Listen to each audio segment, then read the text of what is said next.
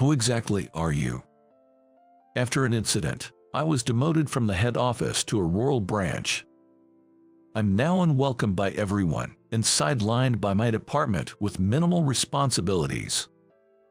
Then one day, I ended up solving a problem for a younger boss who had transferred from the headquarters. The younger boss, who had thought of me as incapable, was surprised by my problem-solving skills. Following that, my life took a complete 180-degree turn. My name is Michael Johnson. I'm 43 years old. While my peers are busy with marriage, parenting, and climbing the career ladder, I'm single and stuck in a small rural branch, far removed from any prospects of promotion. My job involves organizing documents that are about to be stored away, likely never to be seen again. It's the kind of work that wouldn't really matter if I did it or not. If I suddenly quit tomorrow, it wouldn't cause any trouble for anyone. A few years ago, due to certain circumstances, I was transferred to this branch. Initially, I considered quitting, but by that time, I was past my prime working years, and job hunting in the countryside, where opportunities are scarce, seemed too daunting, so I ended up staying. I used to work at the head office. Suddenly, I was transferred from the head office to this small rural branch. Of course, there was a reason for this, and it seems that the story of why I was transferred had already spread widely within the branch. The original employees would whisper behind my back or look at me with suspicion. Despite that, I tried to engage with them at first, but it seemed they just wanted me to leave as soon as possible. Their overt attitudes sometimes interfered with the work. After several years of this, I've now focused solely on not causing any trouble. I'm treated almost like I don't exist. At best, I'm harmless. At worst, I'm ignored. But reaching this state also required a lot of effort and humility on my part, so in a way, it's a satisfactory outcome for me. Then one day, a new manager, a transfer from the head office, joined our branch. She was a smart-looking woman in her late 20s, dressed sharply in a suit. Unlike my demotion, her transfer was part of grooming her for a future leadership role. "My name is Sarah. I look forward to working with you." She introduced herself, exuding the air of an elite with a confident demeanor. Initially, she seemed a bit stiff, but as she settled in, she began to show more of her youthful, vibrant smile. However, just because she has moved, it didn't change my job in any way. Even though she was my direct superior, there was little interaction between us, given my sideline position. Sarah held individual meetings with all employees soon after arriving. When it was my turn, I explained my work situation as it was.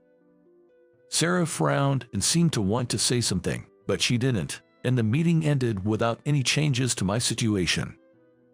In the end, my work and life remained unchanged. I spend my days doing meaningless work and head home once it's time to clock out. At home, all I do is eat and then go to sleep. My daily life hasn't changed at all from before. With so little work to do, I even spend my breaks leisurely. I often finish my lunch quickly and then take walks around the office to pass the time. Lately, I've noticed Sarah frequently using her phone in secluded spots. Being a young woman, she might be in touch with a boyfriend, I thought.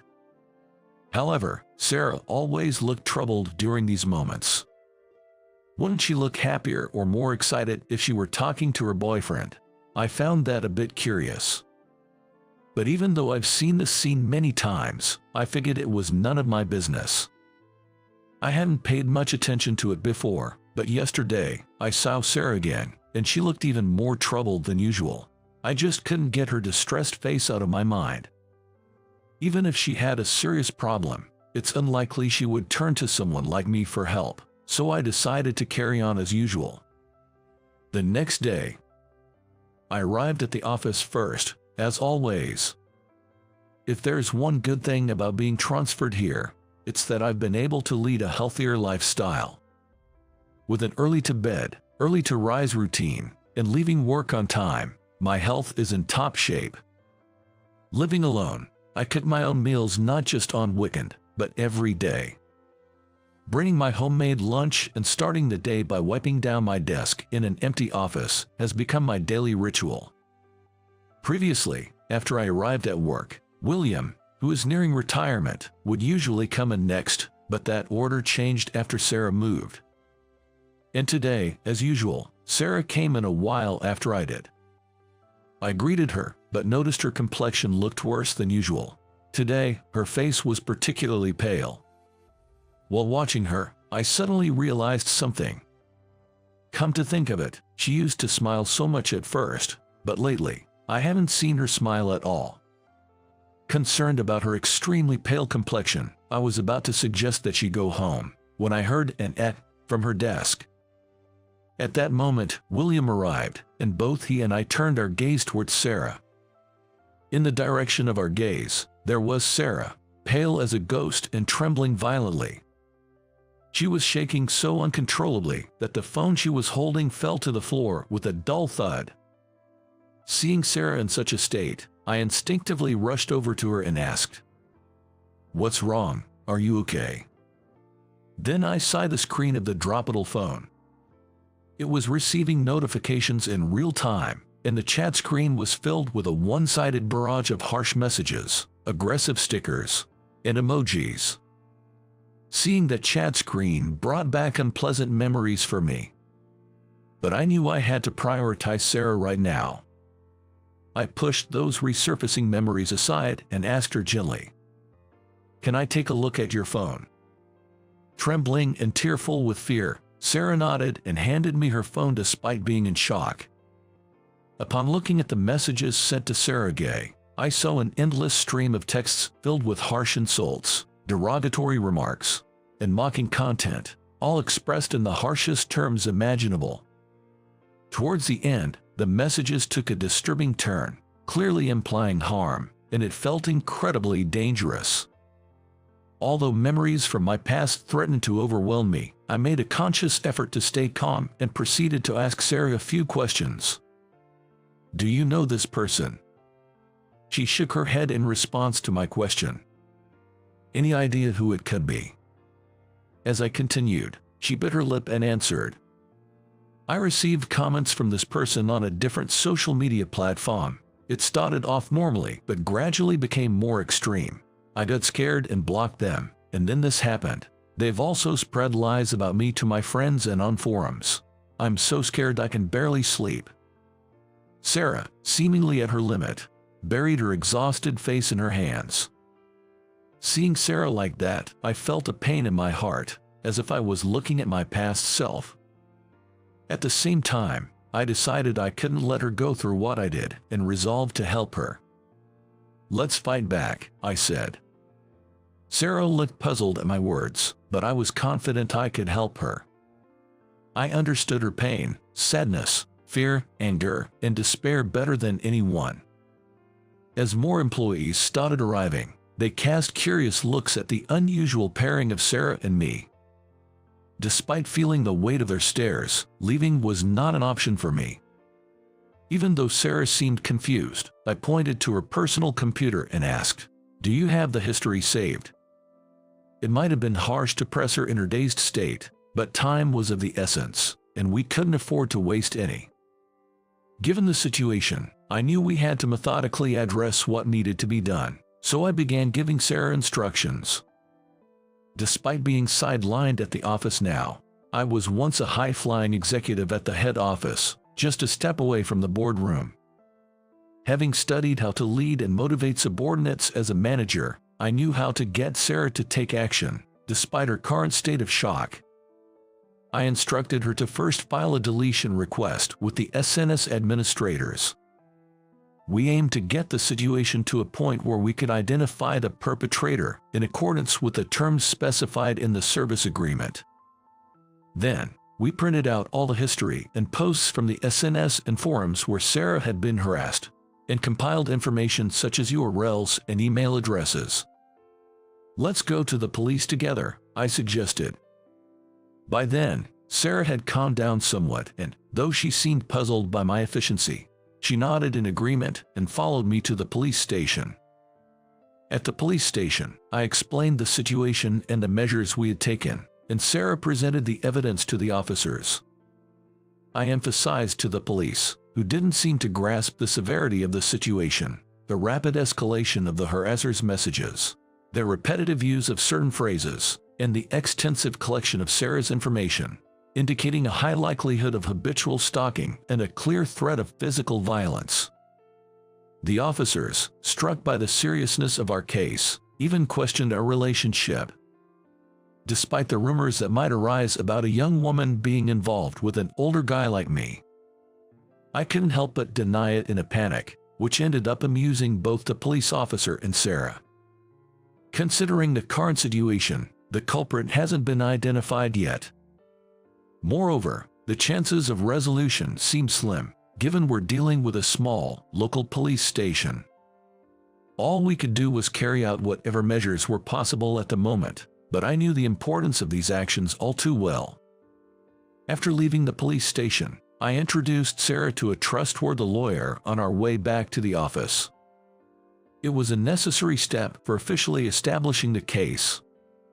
Sarah seemed puzzled by my extensive involvement. "Who exactly are you, Michael? Why are you going to such lengths for me?" It was a natural question, given our nearly non-existent prior interaction. Though my acquaintance with Sarah was brief, I found nothing dubious about her character, nor did she seem like someone who would create enemies.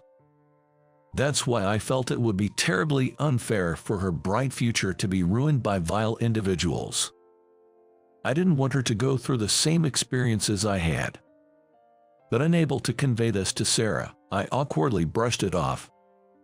"Nah, just happened to know a thing or two." Eventually, the man behind the harassment and threats towards Sarah was apprehended. He was a complete stranger to her, but apparently, the SNS platform had notified him that they were a good match. Using the information from Sarah's SNS, he began to obsessively project his ideal image onto her.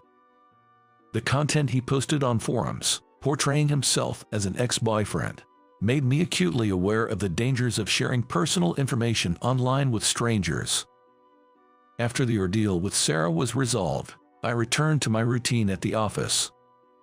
However, to my surprise, I wasn't the first to arrive that day. When I got to the office, Sarah was already at her desk, greeting me with a bright smile. "Good morning," she said. Initially surprised, I too returned the greeting with a smile upon seeing her carefree smile, saying, "Good morning." As I was about to sit at my desk, Sarah marched up to me. She said, "Could I have a moment?" while pointing outside. I had thought our paths wouldn't cross again after resolving the issue. I was wondering what was going on, but I followed her lead. We stopped in front of the bulletin board used for company announcements. Sarah, with a childlike excitement, unveiled a notice with a ta-da. I braced myself for potential bad news. Apprehensively, I turned my gaze to the notice board, where a temporary personnel announcement was posted. My name, current position, and a transfer to the head office's new CSIRT department were detailed in the center. Caught off guard, Sarah explained the new department to me with a face beaming with joy, as if to say the surprise was a huge success. This CSIRT department, she elaborated, was established as a specialized division within the company, extending beyond mere internal security to focus specifically on issues like information leaks.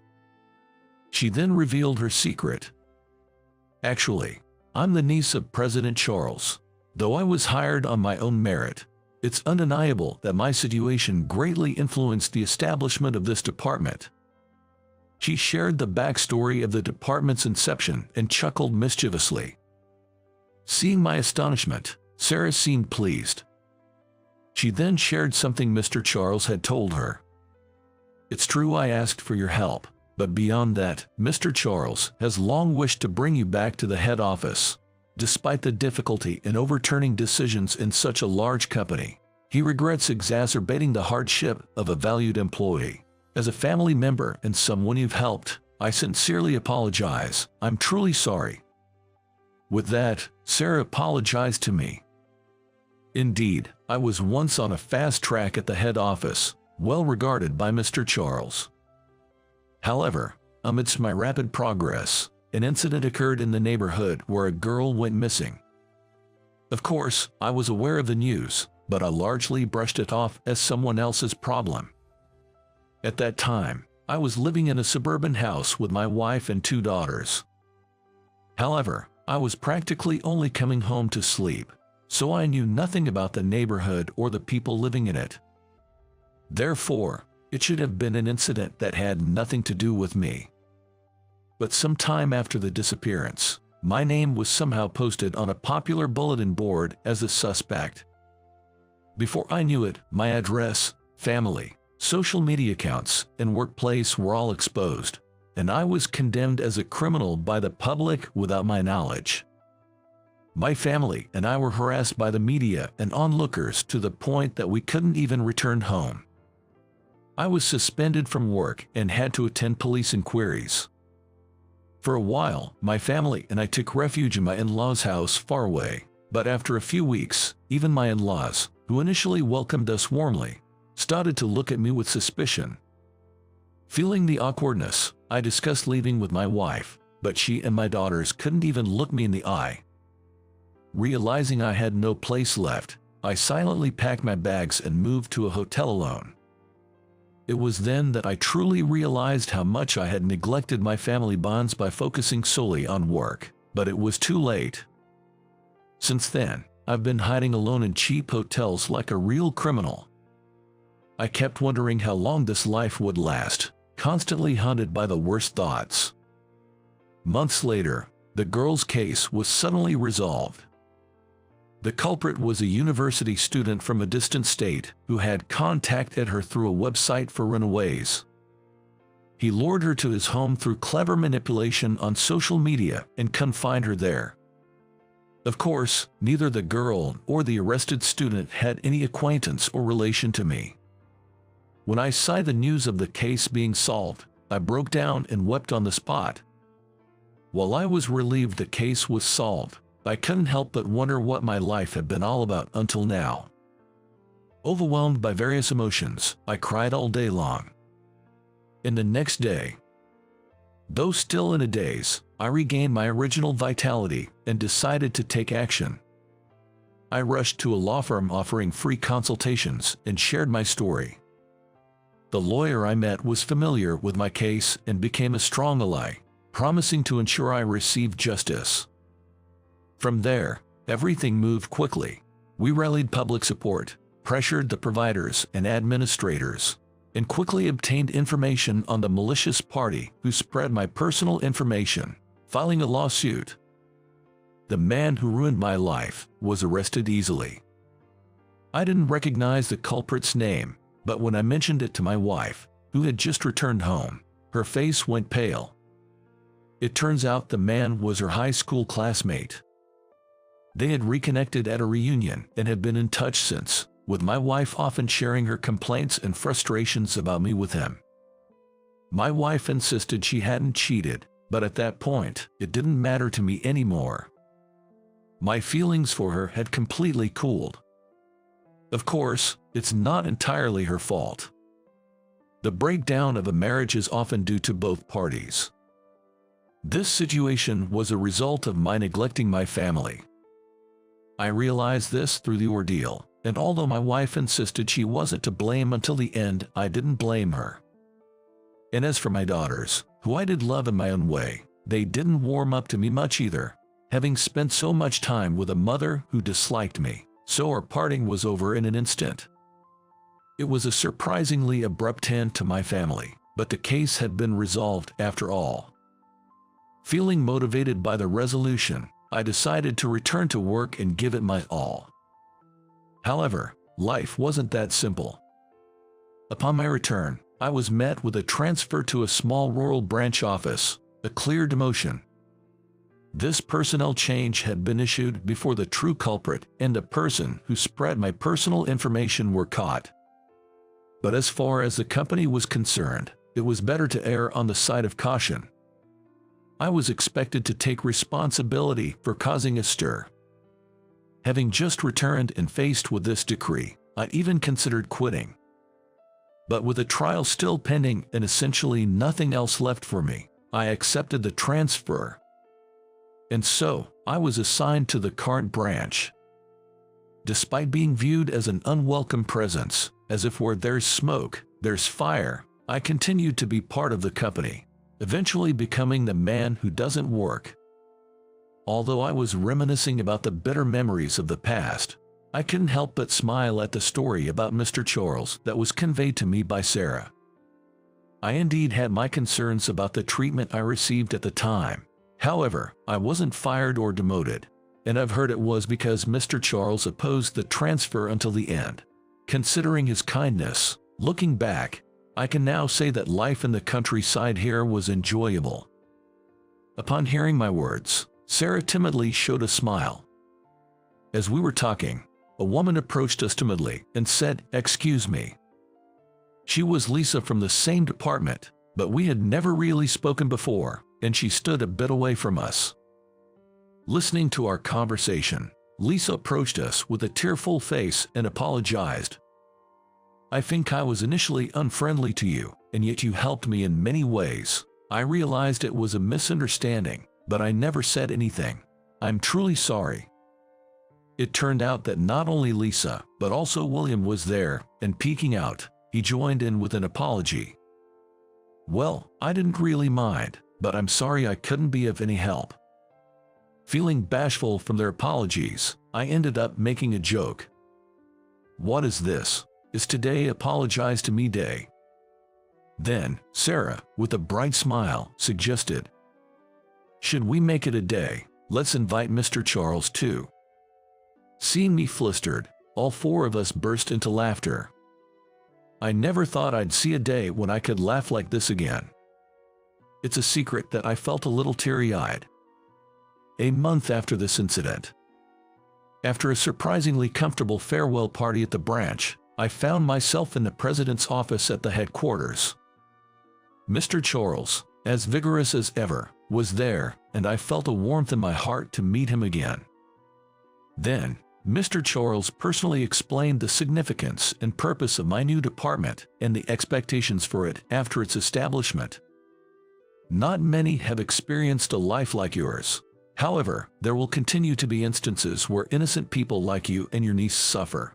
It's presumptuous for a company that couldn't be there for you at that time to say this, but it's precisely because of the regret from that time that I strongly felt the need for a department that can protect not only the company, but also its employees. I believe you, who understand my requests and the meaning of the department, are the right person to lead it. I'm counting on you."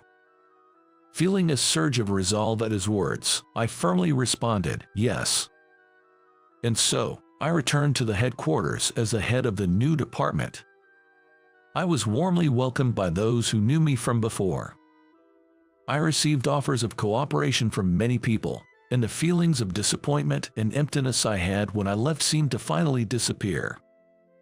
I thought I had no allies, no place to belong. But I realized that there were always people who stood by me. Life is unpredictable. What seemed smooth just a moment ago can suddenly plunge into darkness. Conversely, when you think it's all over, you might find joy in unexpected places and pleasant surprises waiting for you. Having gone through various experiences, I've come to truly understand what life is about. Just as harsh natural conditions can create beautiful landscapes, I'd like to think that my experiences have added some depth to me as a person. Now, I stand in front of the new department that has become my place, once again. Slapping my cheeks with both hands to psych myself up, I say "all right" out loud and step into my new department, ready to start anew. I've always had someone unforgettable from my high school days who I had a crush on. Holding the class reunion invitation that was in the post, I made a certain resolution. If she attends this reunion, I want to convey the feelings I harbored during high school to her. With that vow in my heart, I decided to attend the reunion. Little did I know at the time that this decision would change my fate. My name is James, just an ordinary office worker you'd find anywhere. Single, with no significant other. As all my friends started getting married one by one, I felt left behind. But with my busy work schedule, I didn't have the luxury to find a partner. Then, one day, could this be? When I got home and checked the mailbox, there was an envelope labeled Class Reunion Invitation. Upon opening it, I found an invitation to a high school reunion. The invitation contained a QR code, which led to a web page where I could indicate whether I was attending. Although the reunion was scheduled for Saturday, it fell during a busy period at work, making it difficult for me to attend. I wanted to see my high school classmates, but it seemed I had no choice but to miss this time. Just as I was about to give up and tap will not attend to send it, I remembered something. Madison. A name I had almost never thought of until today suddenly popped into my head. Madison was the girl I had been infatuated with throughout my 3 years in high school. I tried to recall the delicate and beautiful Madison from back then. If Madison is going to be there. Of course, it wasn't like I still had feelings for Madison. But I was just curious about what had become of Madison, whom I hadn't seen since high school. Driven by the thought that Madison might be there, I tapped the "Will Attend" button and sent it. And then, the day of the reunion arrived. At the venue, familiar faces were joyfully catching up, their conversations blossoming. With a glass of iced tea in hand, I looked around for Madison. Ah, there she is. Madison was surrounded by several women, being showered with compliments like, "You've become even more beautiful," and "You were cute in high school, but now you're even more stunning." Indeed, Madison had become more beautiful than she was in high school. Her beauty had been refined even further. As I stared at Madison, she seemed to notice my gaze and turned to smile at me. Is she looking at me? Maybe I stared a bit too intently and quickly averted my gaze. "James, right?" "Yes." "It's been a while. Is everything okay?" "Huh?" "You were looking my way so intently. I thought you might have something you wanted to say." "Oh, no, it's nothing like that." The light purple party dress suited Madison frighteningly well. Just a brief conversation with Madison, and my feelings from back then quickly came rushing back. I guess I haven't forgotten about Madison at all. "By the way, I heard earlier that you're really busy these days, right?" Yes, well, somewhat." I wonder who told her. "Even so, you made time to come to the reunion. Was there someone you wanted to see?" "Huh?" "Because, you know, if we wanted to contact our high school classmates, we could do so anytime we wanted to, right?" Caught off guard and at a loss for words, I was left speechless. Watching me fumble for words, Madison chuckled amusingly. Feeling suddenly embarrassed, I laughed awkwardly while scratching my head, trying to play it off. As Madison and I engaged in casual conversation, we discovered we shared common interests, like enjoying walks and frequently going to the movies on weekends, which brought us closer. "Hey, Madison." "Whom?" "Do you have time after this?" "What?" "If it's okay with you, instead of going to the after party, would you like to grab a drink with me?" As our conversation flowed, I realized that I still had feelings for Madison, reigniting my old unrequited love. Madison was momentarily surprised by my invitation, but quickly smiled and accepted it with "I'd be delighted." As the reunion came to an end, we started looking for a place to go. Considering we shouldn't stray too far from the station, while mulling over various options, Hey, how about this place? Oh yeah, that looks good. Let's go there. Sure. The place Madison suggested was a small bar located in a corner of an old shopping district. Once inside, we found it to be quite cozy. It was quiet and had a great atmosphere. The bar was run by a middle-aged couple who were both kind and attentive, leaving nothing to be desired. Madison and I sat side by side at the counter. Looking through the menu, we found a wide variety of dishes. Wow, this is amazing. Really, it's hard to choose. Madison also flipped through the menu, seemingly undecided. If you're having trouble deciding, the daily special is a good choice. What's the daily special? Today, it's buffalo wings. The lady of the house recommended the daily special, and both Madison and I decided to go for it. Satisfied with the delicious meal, Madison and I spent a pleasant and calm time together. Perhaps due to its inconspicuous location, the bar was quiet with only a few other customers besides Madison and me. What made you two decide to open this place? While observing the well-coordinated couple, Madison asked them. The wife was momentarily surprised but quickly smiled. We always talked about opening a place where we and everyone else could smile and spend a relaxed time ever since we met. Wow, that's wonderful. The wife laughed at Madison's reaction, while the husband shyly averted his gaze. After that, Madison and I spent our time at the bar, occasionally chatting with the couple. Couples like them are wonderful, aren't they?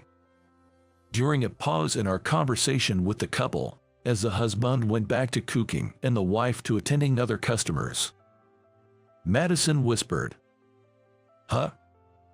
Don't you admire it? A peaceful couple like that. It's nice, isn't it, to run a small but cozy place like this?" I was momentarily taken aback by Madison's unexpected remark. However, Madison's words led me to a certain resolution. I took a deep breath and turned my body to face Madison, who was sitting next to me. "Hey, Madison." "Yeah." "Do you have a partner now?" "No, I don't." Madison's cheeks were faintly red as she said this. Was it because of the alcohol, or perhaps? I see. Like you, I'm too busy with work to have time for a partner. Work is my lover, you could say. Madison laughed amusingly and took a bite of her chicken. "So, Madison, you're busy with work too. What do you do?" "I'm a public servant." Madison answered shortly, without turning her gaze towards me. "A public servant, huh?" I imagined Madison working at an office, reaching out to help those in need. That suits her. Madison had always been kind and gentle since our school days, so it seemed like the perfect job for her. "What about you, James? What do you do?" "I'm just a regular office worker, nothing special." "I see." Madison seemed to be enjoying the conversation.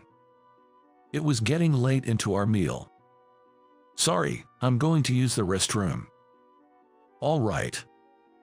"Okay." After watching Madison head to the restroom, I called over to the bartender. "Excuse me." "Yes." "Could I get the bill for the two of us, please?" "Sure, no problem." The bartender's wife promptly moved to the cash register after overhearing our conversation. As I took my wallet and headed towards the register near the entrance, the door to the bar opened with a loud noise. "Huh, there's hardly anyone here." A group of 6 rowdy-looking individuals entered the bar as if they owned the place. "All right, this spot good." "Yeah, it's empty, anywhere's fine really." "What do they have here?" "No idea." The ruffians spread out the menus on the table and started discussing loudly what to order. "Hey, that looks good. What's this?" "This is..." The group began to make a lot of noise, talking loudly. And then, unbelievably, they started bothering the other customers who were just trying to enjoy their meals. Their intimidating appearance seemed to terrify the other customers, who were met with smirks from the ruffians. "Don't be so scared, we're not gonna do anything to you. Yes, we just wanted to make friends by talking to you, that's all. Hey, hurry up and take our order." The once quiet bar became noisy. The bartender stopped cooking, unsure of how to handle the sudden situation, while his wife looked on the verge of tears as she watched the ruffians. I couldn't stand the thought of these people ruining the peaceful atmosphere of a bar started by a couple who wanted to make their customers smile. Feeling I couldn't just stand by and watch, I decided to confront the ruffians. "Hey, you guys. What do you want? Don't you care that you are bothering everyone around you? What, you playing hero? Cool, man. Huh? Mind your own business. We're paying our way, so it's all good. This place is for quietly enjoying drinks and food.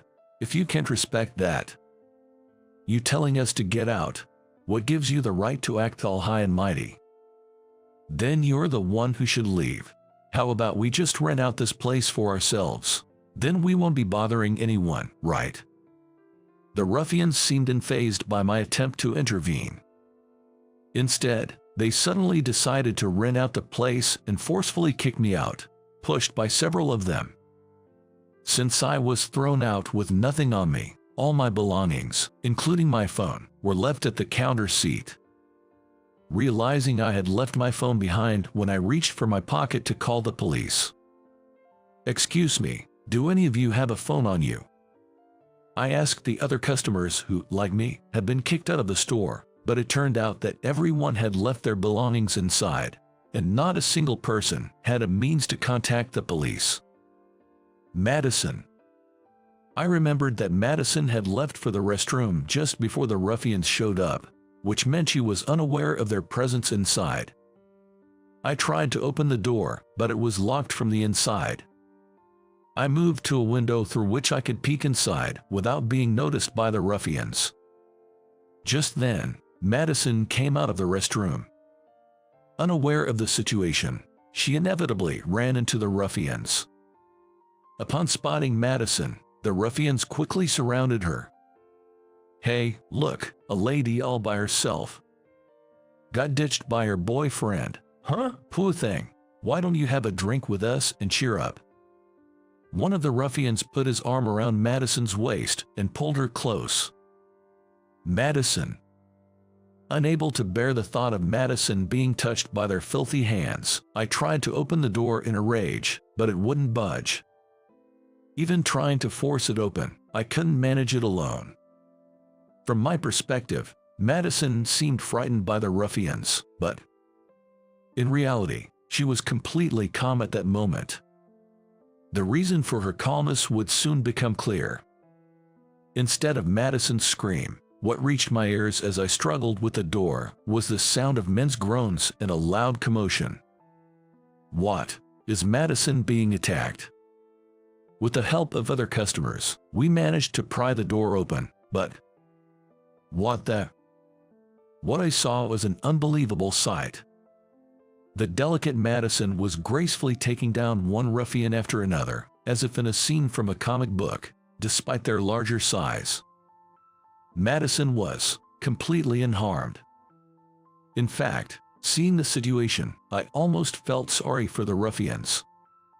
"You bastards, we were being nice, and you got all cocky." Madison continued to throw the ruffians to the ground one after another. Her movements were so swift that I couldn't even join in to help, and I just watched the ruffians fall one by one. Actually, even if I had tried to help Madison, I would have just gotten in the way. Once the ruffians were all lying on the floor, unable to fight back, Madison let out a small sigh. Then, she casually took out her phone from her pocket and started making a call. "Hello, this is Madison. Yes, Madison. I'm currently at an AB district.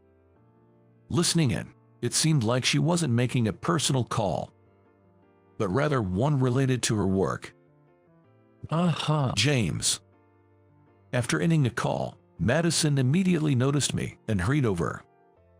Wearing a slightly awkward smile, Madison approached. Madison, are you hurt at all? Are you okay? Yeah, I'm fine. That's good to hear. Relieved to know Madison was unharmed, I could finally breathe easy. A few minutes later, several police cars pulled up in front of the store. They arrived quickly. Madison and I walked out of the bar together towards the cars. There, a police officer greeted her with a salute. Good work. Madison, great job. I could hear such exchanges reaching my ears. Everyone is inside. Can you take the statements later? Of course. Madison seemed to be acquainted with the officers. There were so many things I wanted to ask Madison, like whether she was injured, what had happened, and how she knew the police officer, but I couldn't find the words for any of it. After some hesitation, I decided to ask Madison the one thing that was on my mind. Madison, are you by any chance? Yes. Related to the police? James, you're sharp. Yes, I'm an active duty police officer. Madison pulled out her police badge from her bag. Indeed, the photo and name on it were unmistakably Madison's. It seems that after graduating from high school, Madison entered the police academy. It felt like a career Madison, with her strong sense of justice, would choose. It made more sense than her being a public service worker. Right, a public servant, huh? Well, yes, that's true. Police officers are public servants, so Madison wasn't wrong. But I felt a bit frustrated that I hadn't figured it out myself. The way I took down those ruffians, it's something I learned during my time at the police academy. See, I can handle being targeted now. Is that so? Sorry for keeping it a secret. I felt like the image you had of me was still from high school, so I just went with it, you know. But, where does someone as delicate as you get that kind of strength from? Haha, it's martial arts. Once you learn it, anyone can do it. Are you disappointed? What? No way. Really? That's good. Madison smiled at me, looking relieved.